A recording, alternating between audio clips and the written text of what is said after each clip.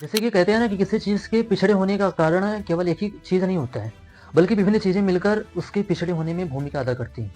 तो नमस्कार, मैं शाश्वत आज उपस्थित हूँ आप सभी के सामने एक खास टॉपिक को लेकर। तो आज हम बात करने वाले हैं कि हम लोग मुख्यतः यह सुनते हैं कि लोग कहते हैं कि भारत विभिन्न विकसित देशों से पीछे है। इसका कारण क्या है? आज इसी के एक कारण को हम समझने वाले हैं जिसे हम लोग भाषा कहते हैं। भाषा में देखा जाए तो भारत की एक प्रकार से राष्ट्रीय भाषा हिंदी को माना जाता है।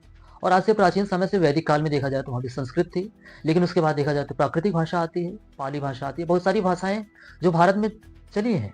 लेकिन वर्तमान समय में देखा जाए तो भारत की शिक्षा सारी की सारी चीज़ें ये हिंदी में ही चलती आ रही हैं। लेकिन जब कोलोनाइजेशन होता है, जब औपनिवेशीकरण होता है, तो भारत में अंग्रेजी का भी आगमन होता है।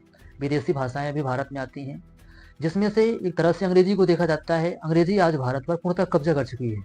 हर एक चीज़ देखा जाए तो अंग्रेजी में पढ़ा जाता है। लोग अपनी ही भाषाओं को भूल जाते हैं। वहीं देखा जाए चाइना में, तो चाइना की एक ही भाषा है। अगर बच्ची को पढ़ना है तो हर चीज़ वो चाइना की लैंग्वेज चाइनीज़ में पढ़ेगी।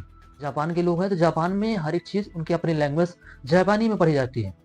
जबकि अमेरिका में देखा जाए तो अमेरिका में भी लोग अपनी लैंग्वेज अमेरिकी को ही फॉलो करते हैं। जबकि वहीं इंडिया में देखा जाए तो लोग दूसरों की लैंग्वेज को फॉलो करते हैं, अंग्रेजी को फॉलो करते हैं।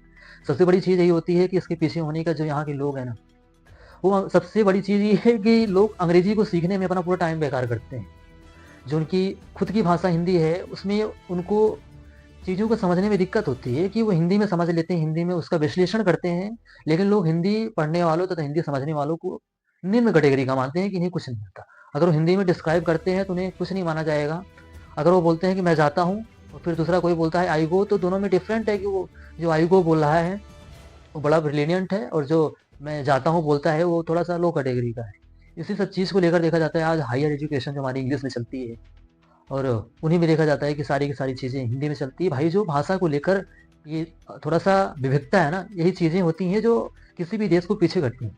आज हमारे भारत में ये भी देखा जाता है कि लोग सबसे पहले अपनी भाषा को तो महत्व देते ही हैं। लेकिन अगर उन्हें हायर एजुकेशन लेना है तो सबसे पहले वो अपनी हिंदी भाषा को छोड़ के अपनी सहायक भाषा अंग्रेजी को पढ़ेंगे, उसके बाद फिर हायर एजुकेशन लेने जाएँगे। ये जो समय उनका व्यतीत होता है, जो खराब होता है ना कि उसको अंग्रेजी सीखने में, इसी के चलते यहाँ सबसे सब चीज़ें पिछड़ी हुई हैं। बाकी इसके बारे में आप क्या सोचते हैं कि भाषा भी किसी भी देश के विकास में बाधा बनती है?